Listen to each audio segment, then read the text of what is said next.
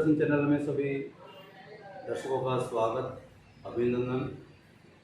आज हम समाज की ऐसी शख्सियत से आपको रूबरू करवाने जा रहे हैं जिन्होंने अपने प्रतिभा के बल पर व्यावसायिक, सामाजिक और राजनीतिक क्षेत्र में हमारे समाज को गौरवान्वित किया है। इन्होंने अपने व्यवसाय के साथ समाज सेवा को सर्वोपरि रखा और उसी की बदौलत आज भीलवाड़ा ज़िले में ही नहीं बल्कि पूरे राजस्थान में अपनी विशेष छाप इन्होंने छोड़ रखी है। ये हैं भीलवाड़ा के उदयलाल भड़ाना जी। उदयलाल भड़ाना जी, हमारे चैनल में आपका बहुत बहुत स्वागत है। ठीक सर, राम राम, नमस्कार सर। गुजर दर्शन परिवार को हमारी तरफ से बहुत बहुत आभार, धन्यवाद, बधाई, शुभकामनाएं। गुजर दर्शन अखबार बहुत बुलंदियां छुए। वैसे भी आपका अखबार जो है पूरे भारत के अंदर जो गुजर समाज के जो सभी समाज सेवक, जन सेवक, व्यापारिक सबको एक गुजर समाज का पहला पत्र अखबार है आपका, जो सभी को जोड़कर रखता है, सारी सूचनाएं आदान प्रदान करता है। अभी सोशल मीडिया का जमाना आज आया, लेकिन उससे पहले भी गुजर दर्शन ही एक ऐसा अखबार था जो पूरे भारत के गुजरों को एक दूसरों की खबर देने का काम करता था। हमारी तरफ से गुजर दर्शन का बहुत बहुत आभार, धन्यवाद। ये आपका बड़पन है भड़ाना जी, आपके सहयोग से ही अखबार आगे बढ़ा और आज बुलंदियों पे है। इसमें पूरा श्रेय आप और आपके साथियों का है। इसको गुजर दर्शन परिवार कभी बोल नहीं सकता। अरे बहुत बढ़िया काम है आप लोगों ने। देखो, ये सोशल मीडिया आज चला है। जब मैं आपको 20-25 सालों से जानता हूँ, आपका जो अखबार गुजर दर्शन, गुजर आरक्षण से पहले से आप चल रहा है। गुजरों को सबको एक दूसरे, हैदराबाद में क्या हो रहा है, राजस्थान में क्या हो रहा है, गुजरात में क्या हो रहा है, सबकी जो खबरें आदान प्रदान करने का काम आपका है और उसके लिए हमारी टीम की हमारी तरफ से आपका बहुत बहुत आभार, धन्यवाद भड़ाना जी। थोड़ा सा मैं चाहूँगा कि आज आप कई हमारे नए दर्शक, नई युवा पीढ़ी हमारे आए हैं समाज में, तो उनका थोड़ा सा उनको अपना परिचय बताएं कि आपका पारिवारिक पृष्ठभूमि क्या है। मेरा नाम वैसे उदयलाल भड़ाना है। कागजों में मेरा गुजर है, लेकिन मेरे को उदयलाल भड़ाना के नाम से जाना। उदयलाल गुजर बहुत सारे हो सकते हैं, मेरा रिकॉर्ड में गुजर ही है, लेकिन मेरी जो पहचान वो मेरी गोत्र भड़ाना के नाम से है। और मेरा गांव भीलवाड़ा शहर के पास में एक पालड़ी गांव है और मेरे पिताजी का नाम नारूलाल जी गुजर है। और मेरे जो परिवार के जो बड़े बुजुर्ग, मेरे बुजुर्ग थे, वो सब लोग दूध का व्यवसाय करते हैं। और मैं एक ऐसा व्यक्ति जो मैं हट के मैंने काम किया। बाकी मेरे पिताजी के जो भाई हैं 8 लोग, वो सभी दूध बेचते हैं, खेती बाड़ी जो अपनी पारंपरिक जो काम है वही करते हैं, कृषि के कार्य से जुड़े हुए हैं। मैं इतना बड़ा भी नहीं हूँ, मैं नीचे से उठा हुआ आदमी हूँ। किसान, मेरे पिताजी किसान, मैं किसान का बेटा हूँ। और मैं आपको बताऊँ कि मैं जो पढ़ता था, पढ़ाई के साथ साथ मैं दूध बेचकर फिर पढ़ाई करने जाता था सुभाष नगर स्कूल के अंदर। पहले दूध बेचता था, हर घरों में 2 लीटर 4 लीटर दूध बांट करके फिर मैं स्कूल जाता था। उसके बाद में वापस आके मैं खेती का काम भी करता था। फिर मैंने अपनी पढ़ाई भी जारी रखी। मैंने 12वीं तक की पढ़ाई की। उसके बाद में मैं ट्रांसपोर्ट नगर के अंदर मैंने नौकरी ज्वाइन की। नौकरी वहाँ 2 साल मैंने भाटी ट्रांसपोर्ट के अंदर विश्व बंधु सिंह की राठौड़ हैं, उनके वहाँ मैंने नौकरी की। और मैं अब आपको सही बताऊँ कि मैं ग्रामीण परिवेश से होने के कारण मेरी इंग्लिश बहुत कमजोर थी। आज भगवान देवनारायण की आपके आशीर्वाद से मेरे को हर काम में इंग्लिश में ही करता हूँ। इतनी मैं वो सारी जो अगर मेरी खूबी है वो ट्रांसपोर्ट की देन है। जिस दिन मैं ट्रांसपोर्ट में नौकरी लगा था, मेरे को ट्रांसपोर्ट अंग्रेजी में लिखना नहीं आता था। आज मैं ट्रांसपोर्ट कंपनी का मालिक हूँ, मेरा हर काम इंग्लिश में करता हूँ। लोग कहते हैं 5वीं पास है, 2री पास है, उन लोगों को कहना चाहता हूँ उदयलाल भड़ाना हर काम इंग्लिश में करता है। मेरे को सब आती, वो सारा अगर ज्ञान मिला तो मेरे को ट्रांसपोर्ट नगर से मिला। जी, आपका कहने का तात्पर्य है कि पढ़ाई के साथ अलावा आपने अपने अनुभवों से भी अपने काम को नई ऊंचाई पर पहुंचाया है। ट्रांसपोर्ट लाइन के दौरान आपने समाज सेवा में जाने के बारे में कैसे सोचा? समाज सेवा के जैसे मैं 2004 में मैंने अपनी ट्रांसपोर्ट कंपनी खोली। 2 जगह ही मैंने ट्रांसपोर्ट में नौकरी की। एक भाटी ट्रांसपोर्ट में 2 साल की और 4-5 साल राजहंस कार्गो वहाँ की। दोनों ही जगह मैंने कभी ये नहीं सोचा कि मैं नौकरी कर रहा हूँ या मैं पैसों के लिए काम करता हूँ। मैं समझता हूँ ये जो कंपनी, इस कंपनी का मालिक मैं हूँ। अगर इसका 100 रुपये का नुकसान होगा तो मेरा होगा और 1000 का फायदा होगा तो मेरा होगा। वो सेठ है, वो मेरा सेठ है, लेकिन मैंने कभी कंपनी का नुकसान नहीं किया। जो भी मैं एक मेरे में जुनून, मैं जो काम करता हूँ उसको तन मन धन से पूरी ताकत के साथ करता हूँ। जब तक वो काम नहीं होता मैं अपनी हार नहीं मानता हूँ, बैठता नहीं हूँ। तो जब मेरे सेठ जी का काम होता तो मैं ये समझता कि मेरा ही काम है। फिर 2004 में मैंने अपनी एक ट्रांसपोर्ट कंपनी, पहले मेरे लोडिंग टेम्पो थे 4-5, जो आप अगर बताऊं कि जब 14 रुपये मिनट इनकमिंग चार्ज था तभी मैं मोबाइल लिया था। मेरे अच्छा रहने का, अच्छा खाने का, अच्छा पहनने का बड़ा शौक है। मेरे को गलत काम का कोई शौक नहीं है। मैं जब मोबाइल लेके आया था राजस्थान के 8 शहरों में मोबाइल था और 14 मिनट इनकमिंग चार्ज था। फिर और मेरी सैलरी थी 2100 रुपये, मैं मोबाइल का लेता था 3500 रुपये। पर ये मेरे पिताजी की बड़ी मेहरबानी है मेरे पे। उन्होंने मेरे को हर मोर्चे पे, हर जगह मेरा साथ दिया। और फिर मैंने 2004 में अपनी ट्रांसपोर्ट कंपनी का काम शुरुआत की। यूपी फ्रेट के, यू का मतलब उदय और बी का मतलब बाबू। मेरे भाई का नाम बाबू है, वो गुजरात बैठता था बापी, मैं भिलवाड़ा बैठता था। हमने यूपी फ्रेट के नाम से हमारी ट्रांसपोर्ट फर्म खोली और 2004 से मैंने ट्रांसपोर्ट में काम चालू किया। ट्रांसपोर्ट में करने के बाद भी मैं आपको बताऊं, थोड़ा समय तो लगेगा आपको, लेकिन तकलीफें बहुत सारी आई। 2004 में मैंने अपनी ट्रांसपोर्ट कंपनी लगाई। पहले ही दिन मेरी 5 गाड़ी भरी थी और दूसरे दिन जो मेरे जो विरोधी थे, जैसे भी मेरे राजनीति में विरोधी है, सामाजिक स्तर में विरोधी है, वैसे व्यापारिक विरोधी भी थे। वो सारे लोग एक साथ एक मंच पर हो गए, बोले ये साला गुजर ही है, अपने या नौकरी करने वाला आदमी आगे कैसे बढ़ सकता है। तो उन सब लोगों ने मेरे साथ एक मंच बनाकर सारे व्यापारियों को बोला, ये गुजर है, पहलवान तुम्हारा माल खा जाएगा, तुम इससे क्या लोगे।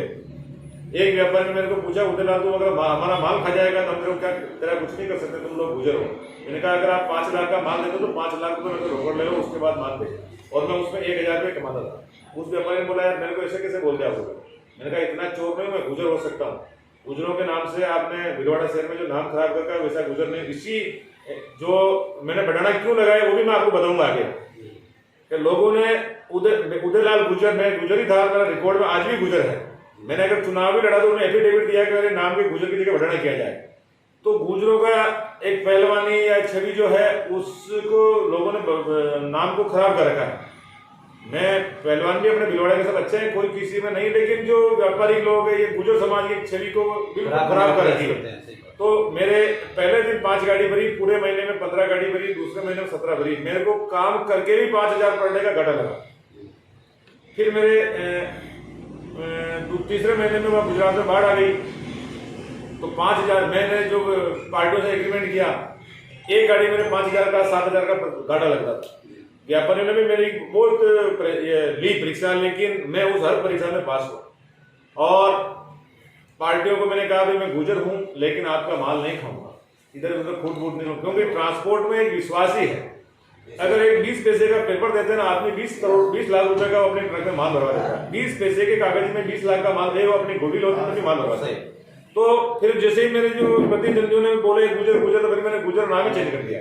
मैंने उदयलाल बढ़ाना लगाना स्टार्ट कर दिया। मेरे विजिटिंग कार्ड में मैं उदय एंड बढ़ाना लगाता था, तो लोगों को लगता था कि गुजर है या बाहर है। जैसे मेरा गुजरात व्यापी में काम चलता था, सूरत में चलता था, बॉम्बे में भिवंडी में चलता था, तो मेरा जो विजिटिंग कार्ड बढ़ाना के नाम से देता था। तो उस तब से मेरे को बढ़ाना की पहचान हुई। और गुजर के नाम से फिर मैंने गुजर हटाकर बढ़ाना किया। आज मेरे को जो हर आदमी को शासन प्रशासन राजनीतिक पार्टियां समाज सेवा जो भी जाता है उदयलाल बढ़ाना के नाम से जाता है। और उसके बाद में मैंने एक ट्रांसपोर्ट जो समाज सेवा है, समाज सेवा की बताता हूँ कि मैं जैसे ट्रांसपोर्ट नगर के अंदर ही नौकरी करता था। नौकरी करने के बाद मैंने सोचा भाई मेरे जो समाज के लोग हैं मैं उन लोगों का भला कैसे करूँ। मैं एक पहला व्यक्ति था, मैं किसी को नहीं जानता था, कोई मेरे को नहीं जानता था, पर हमारे समाज के 25-50 लोग वहाँ अपना अपना ट्रांसपोर्ट में व्यवसाय करते थे। कोई टेलर चलाता था, कोई ट्रक चलाता था, कोई टायर बेचता था, कोई क्या करता था, लेकिन वो सभी लोग दबे कुचले व्यक्ति थे। और पैसे सबके पास हो सकते ज्यादा हो सकते हैं, लेकिन उनकी यूनिटी एकता नहीं थी। तो लोग हर कोई उनको चमकाता था, ये फलाना दादा, ये फलाना पहलवान, ये फलाना मिस्त्री। फिर मैंने द गुजर एसोसिएशन के नाम से एक छोटा सा संगठन बनाया। मेरी शुरुआत वहीं से हुई, द गुजर एसोसिएशन ट्रांसपोर्ट नगर भिलवाड़ा। मतलब उन 25 लोगों की मदद करनी, सेवा करनी। फिर उन लोगों को मैंने इकट्ठा किया, एक साथ बिठाया और द गुजर एसोसिएशन बनाई। किसी के तकलीफ होती तो मैं वहाँ खड़ा रहता था, अगर किसी एक भाई के तकलीफ होती तो उन 25 को वहाँ ले जाता था।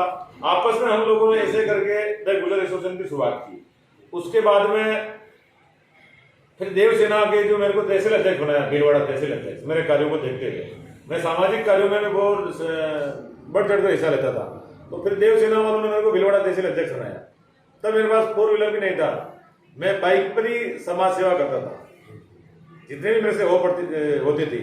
उसके बाद में अखिल भारतीय गुजर परिषद का मेरे को जिलाध्यक्ष बनाया आप लोगों ने।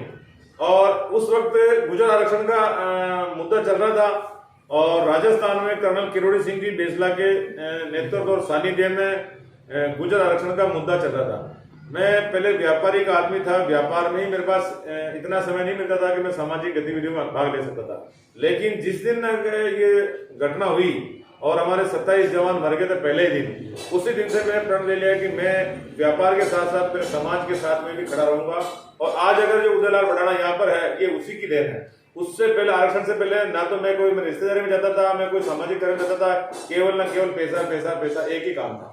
लेकिन जिस दिन मेरे समाज के बंदे मरे, उसी दिन से मैंने प्रतिज्ञा और प्रण ले लिया कि मैं समाज सेवा करूंगा। और जो आरक्षण की मीटिंगें होती थी झालावाड़ में, धौलपुर में, अजमेर में, हर मीटिंग में मैं जाता था। और भीलवाड़ा जिले की जो आरक्षण की गतिविधि थी, हर गतिविधि में भाग लेता था और बढ़ चढ़ करके मैं हिस्सा लेता था और पूरी समाज की मदद करता था। आपको पता हो तो 12 अगस्त 2007 को पूरे मेवाड़ संभाग की बहुत बड़ी जो मीटिंग हुई थी आरक्षण की, भीलवाड़ा सुखवाड़ा स्टेडियम में हुई थी, वो आप सब लोगों के सानिध्य में हुई थी। वो उसी गुजर एसोसिएशन के 25 सदस्यों ने कराई थी। लोग कहते हैं हमने कराई, मैं आपको कहता हूं कि वो जो थे गुजर एसोसिएशन के जो 25 लड़के थे, उसी 25 लड़कों ने 98% पैसा खर्च किया और बसें या सारी जो लाखों रुपए खर्च करके वो काम किया।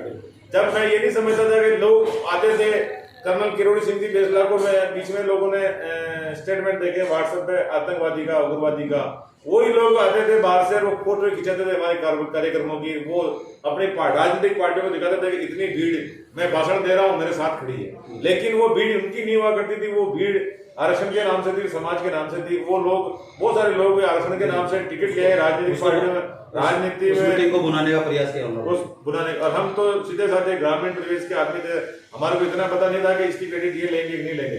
अपना एक वीडियो वाला साथ में रहते थे, पूरी वीडियोग्राफी करते थे, अपनी पार्टी को रहते थे। मैं ये संबोधन कर रहा हूँ, ये मेरे पीछे है। 2-2, 3-3 बार लोग एमएलए भी बन गए। ये हमारा जो फायदा करके बाहर से जो व्यक्ति आते हैं, मैं उनसे भी निवेदन आग्रह करता हूँ, आप हमारा मान सम्मान करें। या आप हमारे को तो भेड़ बकरी समझते हो, बड़े आप जो शेर समझते हो, हम भेड़ बकरी नहीं है, हम राजस्थान के गुजर हैं, बिल्कुल साफ सुथरे हैं और जन सेवा ही हम, तब से ही मैं इस समाज सेवा में जुड़ गया जो आज निरंतर जारी है। जी भड़ाना जी, आपने उसके बाद में समाज ने आपको एक जिम्मेदारी दी थी छात्रावास निर्माण की। उस छात्रावास निर्माण समिति का आप अध्यक्ष बने हुए हैं। आज भीलवाड़ा जिले में मैं सब जगह जाता हूँ, लोगों की, खासकर युवाओं की आपसे बहुत बड़ी अपेक्षाएं हैं कि उदयलाल भड़ाना हमारे लिए कुछ करेगा। तो कृपया आप हमारे लोगों को, इन दर्शकों को ये बताने का प्रयास कीजिए कि आपकी जो छात्रावास की जो रूपरेखा है वो आज किस स्थिति पे है और किस ओर जा रही है। छात्रावास जो है 2010 के अंदर वो एक खाली प्लॉट था जी, आप सब लोगों को पता है, जिले वाले को, राजस्थान के सब लोगों को पता है।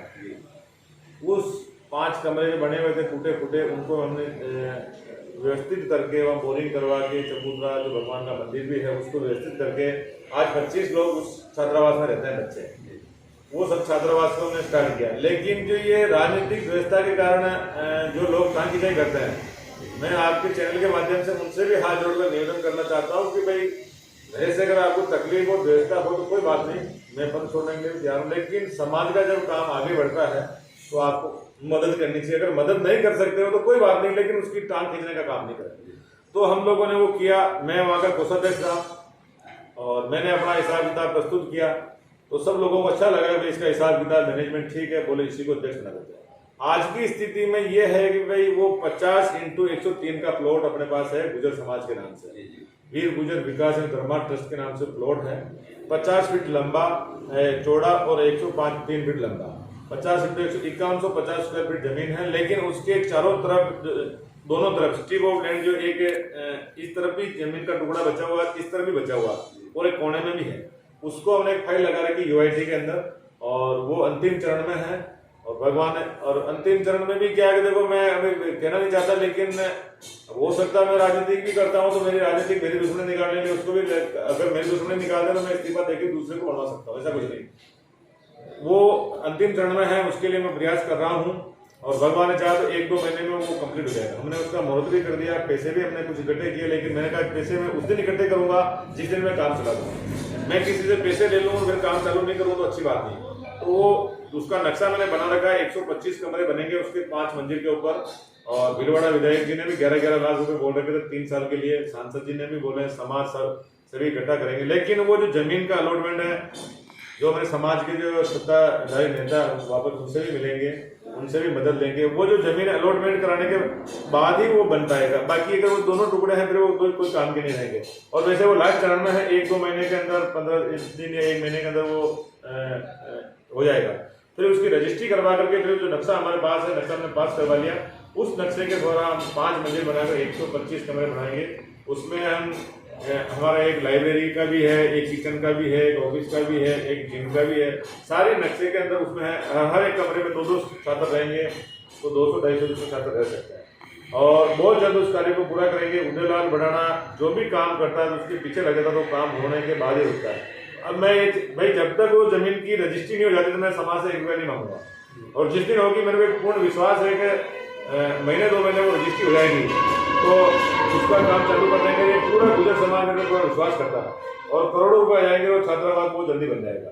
और अगर नहीं बनता है, ये राजनीतिक अड़चने लगती है, तो फिर वो 1 महीना इंतजार और करेंगे, नहीं तो फिर 50-100 का जो हमारे पास पट्टा है उसी को निर्माण करके उसको 10-20 कमरे कम बन सकते, कोई बात नहीं, बहुत जल्दी बना देंगे। चलो, दूसरा कि समाज के युवाओं को, खासकर समाज के लोगों को आपसे बहुत बड़ी अपेक्षाएं हैं। वो भी चाहते हैं कि भीलवाड़ा जिला राजस्थान गुजर बाहुल्यता के हिसाब से बहुत बड़ा जिला है, और सबकी नज़रें भीलवाड़ा पर रहती है। तो उम्मीद है कि आप जल्दी समस्या का निराकरण कराएंगे। उदयलाल जी, अभी थोड़े दिन पहले सुर्खियों में रहा मांडल देवनानी मंदिर, वो केस आज किस पोजीशन पे है? हमारा युवा भी जानना चाहता है कि उस मंदिर में या उस केस में कहाँ तक प्रगति हुई, क्या चल रहा है, थोड़ा उस पर बताएं। इसमें ऐसा है, मैं आपको शुरू से थोड़ा डिटेल में बताता हूँ। हमारे भगवान देवनारायण का जो मंदिर है, वर्षों से इस मंदिर 1552 से ये मंदिर का निर्माण हुआ था, और 1557 में इस मंदिर की पूर्णावधि हुई। गुजर, ये जो मांडल गांव है, गुजर समाज के लोगों ने बसाया। जो भगवान देवनारायण के जो दादाजी थे मांडे राव जी, उन्होंने मांडल का तालाब बनाया, मांडल गांव बसाया, और यहाँ बहुत सारे गुजर समाज के लोग निवास करते थे। लेकिन गुजर समाज के लोग क्या है कि भाई कम जगह में या सकड़े में रहकर काम करना पसंद नहीं करते, क्योंकि वो गुजर खेती बाड़ी वाले आदमी, धन वाले आदमी हैं। तो उन लोगों ने यहाँ से निकल करके पास में कोली खेड़ा गाँव को बसा दिया। पूरा का पूरा गाँव यही रहता था, गांगों का खेड़ा गाँव है वो ये रहता था। मलगाड़ी के कुछ ये गोड़ास के भी हैं, बहुत सारे लोग भी यहाँ से अपने जो खेत थे वो खेतों में रहने लगे, वहाँ उन्होंने मकान बना लिए, पशुओं का वहाँ वो काम करने लगे। तो भगवान देवनारायण का जो मंदिर था, यहाँ के जो बड़े बुजुर्ग थे, महाजन समाज के, ब्राह्मण समाज के, जो अपने हिंदू समाज के व्यक्ति थे, वही उस मंदिर की सेवा पूजा कर रहे थे वर्षों से। लेकिन वो मंदिर के अंदर एक बोर्डी, जिसको अपन बोलते हैं बेर का पेड़ है, बेर का पेड़ है, जो उसके पास में ही एक चबूतरा था। तो मुस्लिम समाज के व्यक्तियों ने पूछा कि भाई साहब, हमारा मुहर्रम निकालने के लिए चबूतरे पर अगर आप कहो, आपकी स्वीकृति हो, तो हम मुहर्रम बना सकते हैं या कुछ समय के लिए विश्राम कर सकते हैं। तो पहले सभी समाज के लोग धार्मिक थे, भोले थे, तो उन्होंने कहा कि आप रख सकते हो, कोई तकलीफ नहीं।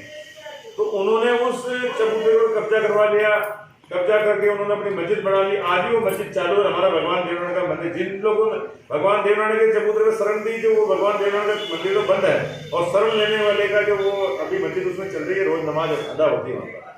तो वो उसके अंदर जो बोर्डी की जो टहनी चलेगी, उसको काटने को लेकर छोटा सा विवाद है। तो हिंदू मुस्लिम आपस में झगड़ पड़े। तो फिर उसके बाद में जलजुलने एकादशी के दिन भगवान ठाकुर जी का जो बेवान रहता है हमारे धोनी नाटी, वहां पर गया था, और हिंदू समाज के सभी लोग वहां चले गए थे। तो उसके पीछे मुसलमानों ने वो मंदिर के अंदर घुस के तोड़ फोड़ कर दी, मूर्तियां तोड़ दी, एक पत्थर रख दिया बड़ा सा, बोले यहाँ तो हमारा मृत्यु सा का तकिया है, जो हमारा, ये तो हमारी मस्जिद थी, हमारा मृत्यु सा यहाँ पर सोता था। मतलब भगवान देवनारायण के मंदिर पर कब्जा कर दिया। फिर वो कोर्ट में गया, और पिछले 45-46 साल से वो मंदिर, जब से मेरा जन्म नहीं हुआ तब से वो मंदिर बंद है। मैंने सारे रिकॉर्ड 1977 से बंद हो गया, मेरा जन्म 78 में हुआ। मैं जब पैदा नहीं हुआ उससे भी वो पहले ही मंदिर बंद है।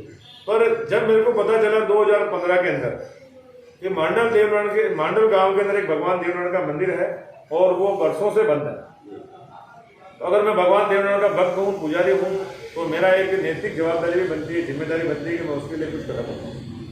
फिर मेरे पास फोन आया, और जब फैसला आ चुका था तब हम ये कोर्ट में जीत चुके थे। उन लोगों को पता लगा कि भाई अपन कोर्ट में हार चुके हैं, तो उन्होंने एक पत्थर रख के, कपड़ा लगा के, फूल अगरबत्ती लगा दी तोड़ के। उनका तो भी कुछ नहीं हुआ। जिन लोगों ने 2015 के अंदर वो गेट, पुलिस कस्टडी का गेट तोड़ा, अंदर गए, एक वो हरा कपड़ा लगाया, उस पर फूल चढ़ाए, अगरबत्ती लगाई और वो किया। वो लोग आराम से आज भी घूम रहे हैं। और हमारे एक भाई ने अगर गेट तोड़ दिया तो वो जेल गया, यहाँ बहुत बड़ा आंदोलन हुआ, सैकड़ों जनों की जमानतें हुई 2015 में। हाँ, 2015 के अंदर तब से ये मैटर चल रहा है। मैं ये मैटर हैंडल कर रहा हूँ, मेरे को इसकी जानकारी है। लेकिन इसका जो केस है, पहले महाजन समाज के, ब्राह्मण समाज के, यहाँ के हिंदू समाज के जो व्यक्ति हैं, हमारे बड़े बुजुर्ग हैं, वो लोग लड़ रहे थे। उसमें से 2-3 लोग देवलोक हो गए, बाकी 2-3 लोग हैं। तो मैं धन्यवाद देना चाहता हूं उनको कि आप लोगों ने कम से कम ये लड़ाई लड़ी, तब जाके हम इस लड़ाई को आगे लड़ पा रहे हैं। अगर आप हार मान लेते तो आज वहां मस्जिद खड़ी हो चुकी होती और हमारे को भी ये पता नहीं था कि कभी देवनारायण भगवान का मंदिर हुआ करता है। अगर वो बड़े बुजुर्ग अगर वो लड़ाई को लड़ करके यहाँ तक नहीं लेके आते तो हमारे को क्या पता चलता है कि कभी देवनारायण का मंदिर था। तो फिर उसके बाद में भी 6-7 महीने पहले पार्टी हम लोग बने 5 लोग। एक मैं खुद भी हूँ, एक गोपाल जी गुजर है, एक शंभू जी गुजर है, एक नारायण जी गुजर है। 4 तो इसमें गुजर समाज के लोग हैं, जिसमें से 3 कोड़ी समाज के हैं, जिनका ये भगवान देवनारायण, खड़क का देवनारायण जो मंदिर है, कोड़ी गोत्र के, हाँ कोड़ी है उनका है। मैं एक अकेला हूँ बढ़ाना, बाकी 3 कोड़ी गोत्र के हैं, एक ब्राह्मण समाज से, एक सैन समाज से लाल कृष्ण जी हैं। ये 5-7 लोगों की उन्होंने परवटोनी है। तो हमारे को दिया गया इसका केस आप ले लो। फिर मैंने पता किया तो बोले ये केस तो कहीं चल ही नहीं रहा। मॉडल कोर्ट से फैसला आ गया, हमारे पक्ष में आया, भीलवाड़ा कोर्ट से आया। उसके बाद में 2015 में आंदोलन हुआ, धरना प्रदर्शन हुआ। केवल मुस्लिम समाज ने वक्त कोर्ट में देखा कि ये मंदिर हमारा है, एक ये हमारा स्थान है।